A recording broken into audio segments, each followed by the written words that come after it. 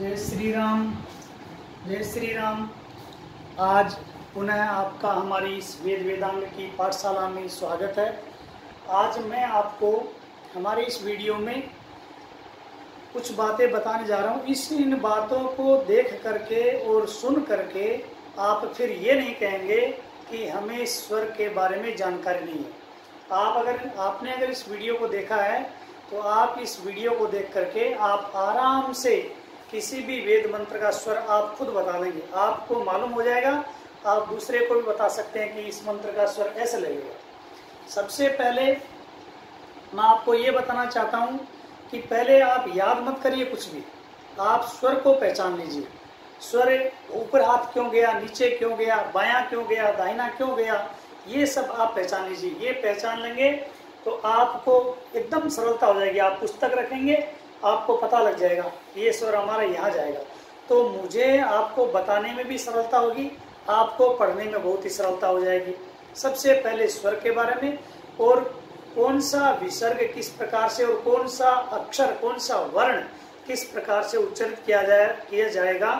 अगर आपने मेरा ये वीडियो पूरा देख लिया तो आपको आराम से पता हो जाएगा वेद मंत्र का स्वर कैसे है और कैसे उसका उच्चारण होगा। आपको मैं एक बार गणानांत्वा मंत्र दिखा रहा हूँ, आप इसको देखिए। मैंने लिखा हुआ है, ये गणानांत्वा मंत्र है, इसको आप आराम से देख लीजिए। इसमें मैंने जो स्वर लगाए हैं वो एकदम से सही है, और अगर आपकी पुस्तक में कहीं गलत है, मिसप्रिंट है, तो उसको आप सही कर लीजिए। इसको आप एक बार ध्यान से देख लीजिए। इसमें मैंने हरि ओम में भी लिखा हुआ है और उसके बाद में पूरा गणानांत्वा मंत्र लिखा हुआ है। इस गणानांत्वा मंत्र का स्वर सहित मैंने इसमें लिख दिया है। आप इसको आराम से देख सकते हैं और रोक करके वीडियो को और आराम से इसको आप ध्यान से देख लीजिए। और अब मैं आपको गणानांत्वा मंत्र सामने बोर्ड पर लिख करके आपको बताता हूँ कि स्वर कैसे बदलता है, कैसे चेंज होता है।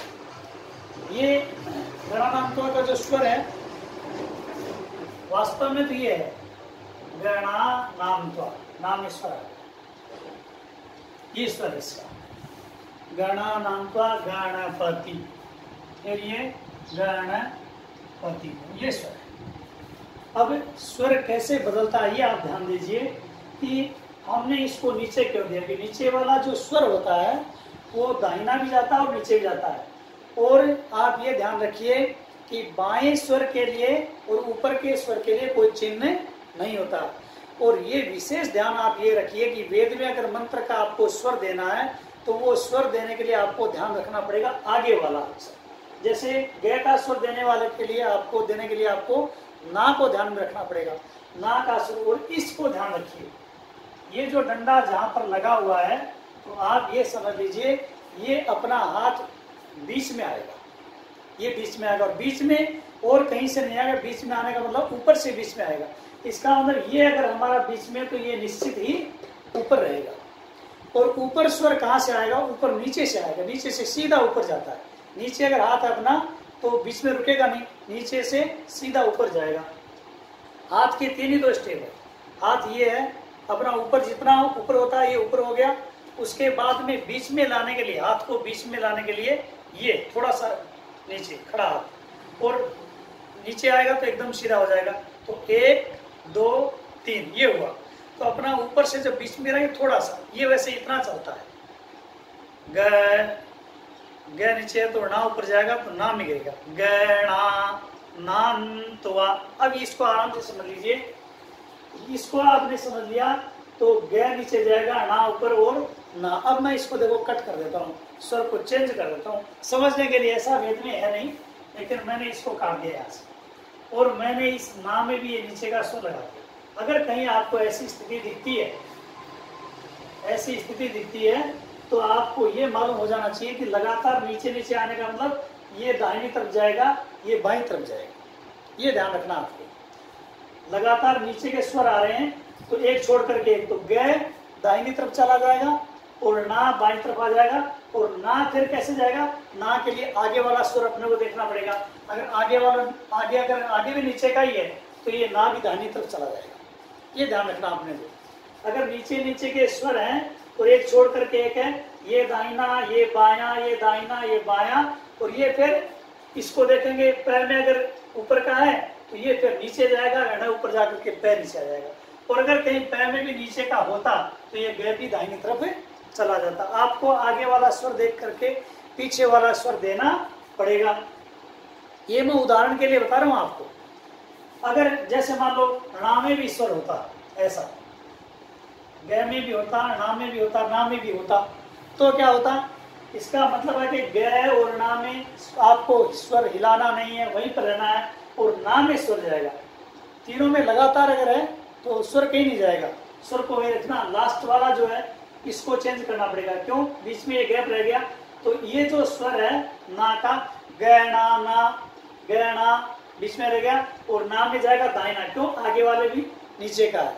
आगे वाला भी स्वर यदि नीचे का है तो आपका पहले वाला नीचे वाला स्वर दाहिनी तरफ चला जाएगा, और बीच में अगर गैप है तो वो जिसमें गैप है वो बाईं तरफ आ जाएगा। अगर मान लो दो गैप हो गया, न ग में भी नहीं, न में नीचे का होता, तो आप कैसे देते स्वर? गणा, ना में दाहिना, और आधे अक्षर में तो स्वर होता ही नहीं है। गणा नान, ना के साथ में ये नान आ जाते भी, फिर वा में इधर आ जाता बाईं तरफ, और ग भी बाईं तरफ ही रहता, क्योंकि ग में भी स्वर है, जहां पर ये रहा वहीं पर ये भी रहेगा। गणा नान तुआ ग, फिर न में जाता स्वर। न में कैसे जाता? इसको देखो, ऊपर वाला है तो यहाँ तो ऊपर वाला हो नहीं सकता। क्यों? फिर ऊपर वाला होता यहाँ पर एक अक्षर छोड़, क्योंकि नीचे से तो ऊपर आने के लिए जगह चाहिए, एक स्वर चाहिए। तो न नीचे जाकर के प ऊपर जाकर के ऐसे गिरता। ये मैं आपको उदाहरण के लिए बता रहा हूँ, आपको समझ में आ जाएगा। तो अगर अपन ने ऐसा दिया है तो ये हो जाएगा दाहिना बायां, फिर दाहिना, फिर बायां, बायां, फिर नीचे, ऐसे हो जाता। और सीधा दिया हुआ ऐसा गणा, गणा ना, ऐसे दिया इसमें, तो इसका मतलब है ये ना में अगर ऊपर का है तो ये ग नीचे चला जाएगा, गणा, क्योंकि ये बीच में आएगा, इसको ऊपर होना पड़ेगा। बीच वाले के पहले वाला ऊपर होता। यहाँ दो तीन अक्षर भी होते तो वो सीधा गणा, और उसके बाद एक दो अक्षर और भी होते तो ना पे गिरता, तो भी ऊपर वाले ऊपर ही रहते सब अक्षर। जैसे हवा में कोई स्वर नहीं है, हवा में जहाँ ये रहेगा वहीं पर गणानांत्वा गणपति गु हवा में, कोई स्वर नहीं। इसका मतलब जो पहले वाला स्वर जहाँ रहा है वहीं पर हवा में रहेगा। अब समझने के लिए मैंने मान लो, समझ लो ये इसमें स्वर दे दिया, स्वर लगा दिया, है में लगा दिया, और मैं में भी लगा दिया, तो गणपति गु यहाँ हो गया। तो हवा में अपन कैसे देंगे? हवा, फिर मैं का देखेंगे, आगे का अगर कोई अक्षर होता तो उसको देख करके मैं का। तो ये आपको समझ लेना बहुत जरूरी है कि आगे वाले स्वर को देख करके पहले वाला स्वर लगेगा, और ऊपर के लिए कोई चिन्ह नहीं होगा, बाएं के लिए कोई चिन्ह नहीं होगा। अगर स्वर लगातार नीचे नीचे हैं तो आपका दाहिना और बायां, जिसमें स्वर है वो दाहिनी तरफ जाएगा, और जिसमें नहीं है वो बाईं तरफ जाएगा। जिसमें नहीं है लगातार अगर मान लो ऐसे नीचे नीचे लगा स्वर तो दाया बाया चलता रहेगा आपका। ये गणानान्त्वा है ना, फिर ग में मान लो हो गया गण, फिर पै में हो गया, तो सीधा सीधा ऐसे जाएगा गणानान्त्वा गण पै, ऐसे जाएगा। और बीच में अगर स्वर कहीं चेंज हुआ, अगर ये देखो ये चेंज हुआ तो ऐसे जाएगा। अगर यहाँ ये नहीं है और ये है तो अपने को क्या करना पड़ेगा? ग में नीचे, ना में ऊपर चला गया, और ना भी ऊपर ही रहेगा, त्वा में गिरेगा, गणानांत वा। ये आपको समझना बहुत जरूरी है। इस अक्षर को देखेंगे और ये नीचे गया तो ये बीच में आएगा, इसके पहले वाले दोनों ऊपर रहेंगे तो इसमें ना भी चला जाएगा ऊपर। फिर जितने भी अक्षर है उन सब में जब तक स्वर नहीं गिरेगा तब तक ऊपर ही रहेगा। तो ग में से गया गणानांत वा में गिरेगा। तो ये मैं उदाहरण के लिए आपको बता रहा हूँ, इससे आपको स्वर समझ में आ जाएगा। बाईं तरफ कैसे जाता है? बाईं तरफ जाएगा जब नीचे का स्वर हो और बीच में एक छोड़ करके या दो छोड़ करके तीन छोड़ करके फिर नीचे का ही हो, अगला स्वर भी यदि नीचे का ही हो तो अपना जिसमें स्वर है वो दाहिनी तरफ, और जिसमें नहीं है वो चाहे एक हो चाहे दो हो चाहे तीन हो, जितने अक्षर होंगे सब बाईं तरफ रहेंगे। फिर नीचे वाला अगर आएगा तो वो फिर दाहिनी तरफ चला जाएगा, फिर बाईं तरफ आ जाएगा। अगर ये स्वर आ गया तो इससे पहले वाला स्वर नीचे चला जाएगा। ये आपको ध्यान रखना पड़ेगा। तो ऐसे गणानांता मंत्र को, गणानांता में तो ऐसे नीचे का है नहीं, आपको मैंने दिखा भी दिया, इसको आप आराम से देख सकते हैं। इसमें आप देखेंगे ग नीचे, ना ऊपर, ना में गिरा, नाम तुआ, फिर तुआ में देखो कहीं नहीं गया, यहीं पर गणा ना में जा रहा वहीं पर तुआ में रहेगा। फिर ग में नीचे गया, पति गु है वा में कोई स्वर नहीं, इसलिए जहां पर पे का स्वर रहा वहीं पर ये रहेगा। फिर प्रिया में, ये थोड़ा सा उच्चारण में ध्यान रखना, प्रिया में डबल पैर, तो प्री, ऐसे प्री, दोनों ओठों को मिला के प्री, एक आधा पे भी बुझे, प्रिया, नाम में गिर गया, नाम तुआ, फिर प्रिय पति गु, हवा में कोई चिन्ह नहीं है। फिर निधि, अब ये मात्रा देखिए अपने को, धी में बड़ी मात्रा है, तो जैसे आ की मात्रा बड़ी, ई की मात्रा बड़ी, ऊ की मात्रा ए, ऐ, ओ, औ, ये बड़ी मात्राएं होती हैं। इनमें ह्रस्व स्वर से दुगुना समय, जब ए को बोलने में जितना समय लगता है उससे दुगुना समय आ, बड़ी, ई इनको बोलने में लगेगा। तो धीमे जब तक बोलेंगे तब तक स्वर भी अपना निधि, नान, नाम में भी आ है इसलिए बड़े बड़े बोलेंगे, निधि नान तवा। अब निधि पति में देखो छोटी मात्राएं हैं, तो जैसे अपन 1 2 3 4 बोलते हैं, निधि पाति गु, ये जल्दी भी चलेगा, निधि पाति गु, हवाम, हवा में आ गया है एक मात्रा, ये 2 मात्रा है, हवाम हे भी ए है इसलिए 2 मात्रा में बोलेगा। वसो म, अंतिम में म पूरा मैं है। अगर यहाँ पर आधा मैं होता तो आधा वेद में जहाँ पर मंत्र आधा होता है या मंत्र पूरा होता है, वहां पर जो आधा अक्षर है वो आधा बोल करके पूरा बोला जाता है। जैसे हरि ओम में यहाँ पूरा हो गया ओम मैं, तो ओम ही है, ओ के बाद में आधा मैं ही है, ओम ही है केवल।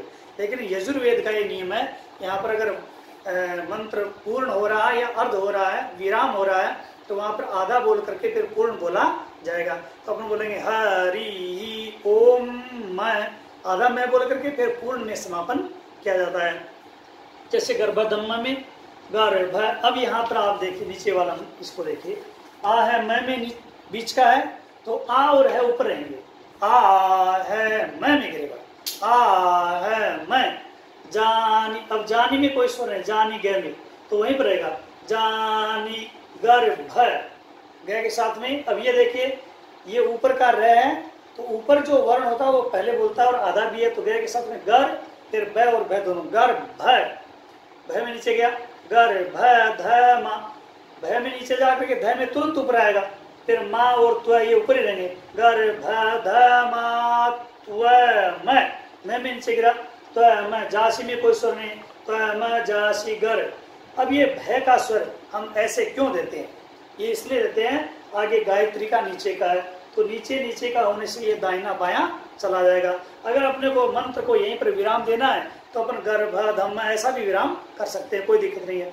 आगे वाला गायत्री जो मंत्र है उसका नीचे का स्वर है, इसलिए नीचे का होने के कारण ये भी नीचे का, ये भी नीचे का, तो दाहिना बायां चला जाए, गर्भ धम्म। अब गायत्री में आप देखें गा और ये में दोनों में लगातार स्वर है, इसका मतलब गा वहीं पर रहेगा, गा में हिलेगा नहीं स्वर, ये में हिलेगा इसलिए, और वो भी दाहिनी तरफ हिलेगा क्योंकि आगे वाला भी नीचे का है। गायत्र, ये में बायां दाहिनी तरफ जाएगा, जिसमें होता है स्वर वो दाहिनी तरफ, गा बीच में रहेगा, गायत्री। अब ये त्री का जो है वो नीचे जाएगा, क्यों, नीचे जाकर के टू को ऊपर आना पड़ेगा, ग भी ऊपर रहेगा और जय भी ऊपर रहेगा, और ग में स्वर बीच में गिरेगा, इसलिए त्रिष्टुप जय गति है ऐसा। इससे मुझे लग रहा है आपको आराम से समझ में आ जाएगा कि स्वर बायां क्यों गया, दाहिना क्यों गया, नीचे क्यों गया और ऊपर क्यों गया। केवल आपको आगे वाला स्वर देखना है, ये वाला स्वर है तो इसके पहले अगर नीचे का चिन्ह है तो वो नीचे से फिर ऊपर चला जाएगा, और लगातार नीचे नीचे के हैं, गैप नहीं है तो वही रहेगा, हिलेगा नहीं, लास्ट वाले में हिलेगा। और अगर मान लो एक छोड़ करके एक स्वर है, एक में स्वर है, एक में नहीं है, एक में नीचे का, फिर नहीं है, फिर नीचे का, नीचे नीचे का, तो जिसमें स्वर है वो दाहिनी तरफ और जिसमें नहीं है वो बाईं तरफ जाएगा। अब थोड़ी सी 1-2 बातें मैं आपको और बता देता हूँ, उनको आप ध्यान से या तो लिख लीजिए और या आप उनको जो है ना याद कर लेंगे तो याद भी हो जाएंगे। देखिए जैसे एक तो वेद के मंत्रों में आगे वाले स्वर को देख करके स्वर को लगाना, आपने हमेशा आगे वाला देखना तो आप सही लगा पाओगे और आपको याद भी कुछ नहीं करना पड़ेगा, आगे वाला देख लो तो आप आराम से स्वर को लगा लेंगे। दूसरा, बाएं और ऊपर के स्वर के लिए कोई चिन्ह नहीं है, ये देख लीजिए। और जो तीसरा आप ये ध्यान रखिए, जो विसर्ग का जो अपन उच्चारण करते हैं, तो जैसा स्वर होगा वैसा ही विसर्ग आपको बोलना है। जैसे मैं आपको बता दूं, जैसे का है और का के बाद में विसर्ग आया तो अपन आ बोल करके विसर्ग बोलेंगे, का हा। सूची भी आता है, सूची भी छोटी मात्रा में स्वर लगा है, तो भी की छोटी मात्रा है, तो भी ही छोटी मात्रा, इसलिए विसर्ग भी जल्दी में बोलेगा, भी ही। और अगर भी बड़ी है, ऐसे बड़ी मात्रा, तो सूची भी में छोटा, अगर मान लो भी बड़ी है तो भी ही की मात्रा भी पूरी और विसर्ग भी बढ़ा हुआ दीर्घ, है ना। और छोटे ऊ है, चूहू, चू छोटा है तो चूहू, है ना। और अगर मान लो बड़ा है, विभू, भी छोटी और भू बड़ा है और बड़े के साथ में विसर्ग है तो विभू। अब दो एक स्वर ऐसे हैं जो आपको थोड़े समझने पड़ेंगे। जैसे मान लो देवहू है, देवहू, औ की मात्रा है और विसर्ग है, तो वहां पर देवहू कई लोग उच्चारण करते हैं, देवहू नहीं करके देवहू। ये ऊ से मिलकर के बना हुआ है, इसलिए वहां पर ऊ का ही विसर्ग उच्चारण करना चाहिए, देवहू, देवहू। और कई ही आता है, कई के ऊपर की मात्रा, तो कई ही नहीं बोल करके कई ही। इनमें दो में याद रखना, देव में देवहू और कई ही, मानी ऐ की मात्रा है तो इकार युक्त विसर्ग बोलना, कई ही और देवहू।